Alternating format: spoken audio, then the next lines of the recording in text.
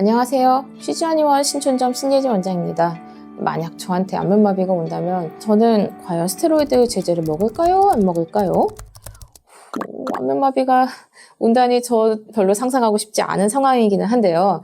근데 저라면은 이유통이 발생해서 약간 낌새가 이상할 때 바로 신경과나 이비인후과를 방문해서 스테로이드 처방을 받을 것 같습니다. 이제 레지던트 시절에는 종종 굉장히 상상을 많이 해본 일이긴 하거든요. 사실 병동 주치 굉장히 힘들거든요. 그래서 안 그래도 스트레스 때문에 굉장히 힘들고 피로한 상황인데 왠지 나도 목이 좀 많이 뻣뻣하고 귀 뒤도 너무 아프고 좀 뭔가 입도 좀 힘이 빠진 것 같고 하는 느낌들을 느낄 때가 굉장히 많아요. 그래서 이 레지던트 동료들끼리도 내가 안면마비를 입원하면은 네가 꼭 침 놔줘야 돼? 뭐 이런 이야기를 서로 나누기도 했었어요. 이유통은 귀 뒤가 아픈 통증으로 안면마비 초기에 마비 증상이 아주 발병을 하기도 전에 먼저 나타나는 증상입니다. 이유통이 발생했을 때는 스테로이드 호르몬을 복용을 하는데요. 그 이유를 설명하기 전에 왜 이유통이 생기는지 그 과정, 원인을 좀 설명드릴게요. 안면신경은 뇌에서 나온 말초신경이에요. 뇌에서부터 시작해서 귀 안에 내이도에 있는 그 관들, 아주 작은 뼈 사이를 구불구불한 데를 통과를 해서 귀 뒤쪽으로 해서 앞쪽으로 나오게 되거든요.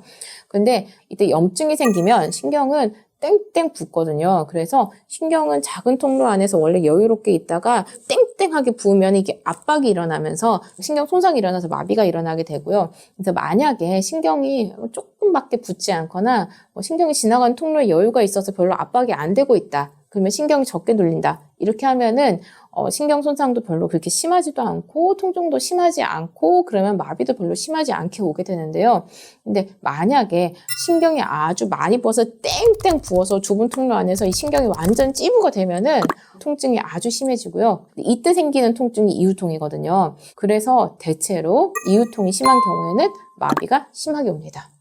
그리고 염증이 이 귀 뒤쪽에 뼈 출구 바깥이나 아주 신경 끝쪽에서 발생을 하면은 신경관 압박이 심하지 않아서 통증이 심하지도 않고 얼굴 움직이는 근육에만 마비가 발생을 하는데 만약에 염증이 아주 위쪽에 뇌에서 나온 지 얼마 안 된 뇌에서 아주 가까운 위치에서 발생을 하면은 마비가 아주 심하게 올 뿐만이 아니라 통증도 진짜 심하고 얼굴의 근육뿐만이 아니라 이 위에서 갈라져 나오는 여러 가지 것들, 눈물샘이나 청각이나 미각이나 다른 기능까지 모두 손상이 될 수가 있습니다. 함께. 이때는 이유통이 심하고 심한 마비가 온 경우에는 스테로이드 제제를 처방을 합니다. 네, 스테로이드 제제는 우리가 다 알다시피 굉장히 강력한 항염증 제제입니다. 그래서 귀뼈 안쪽으로 지나가는 신경의 부종이 아주 심하게 발생한 경우에는 스테로이드를 사용하면은 염증을 줄이고 붓기를 뺄 수가 있는데 근데 문제는 이 귀뼈 속에 혈관이 많으면 사실 약을 조금만 써도 괜찮거든요. 그런데 귀뼈 안쪽은 혈관이 그렇게 많지 않은 곳이기 때문에 아주 고용량을 사용을 해야지만 신경 안쪽으로 들어갈 수 있게 만들 수 있거든요. 그래서 안면신경 마비뿐만이 아니라 귀 안쪽 지나가는 신경에 염증이 생기는 경우, 예를 들어서 전정신경염이다. 내가 너무 어지러운데 전정신경에 문제가 있었다. 혹은 청신경에 문제가 있어서 돌발성 난청이 있다. 이런 식으로 귀 안쪽에 있는 다른 신경이 마비가 됐을 때도 역시 고용량 스테로이드 요법을 사용을 합니다.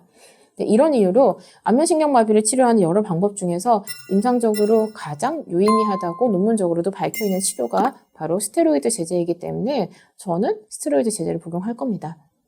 주의할 거는 스테로이드 제제는 위장장애를 일으킬 수 있고요.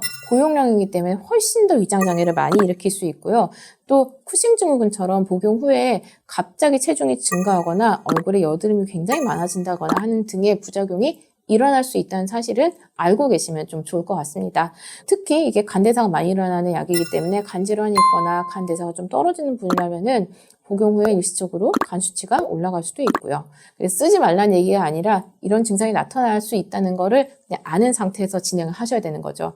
그래서 스테로이드 제제 복용할 때는 공복에 복용하시면 절대 안 되고 반드시 식사 잘 챙겨 드셔야 됩니다. 그리고 충분한 휴식을 통해서 신경 재생이 충분히 잘 일어날 수 있도록 도와주시는 것도 잊지 마세요.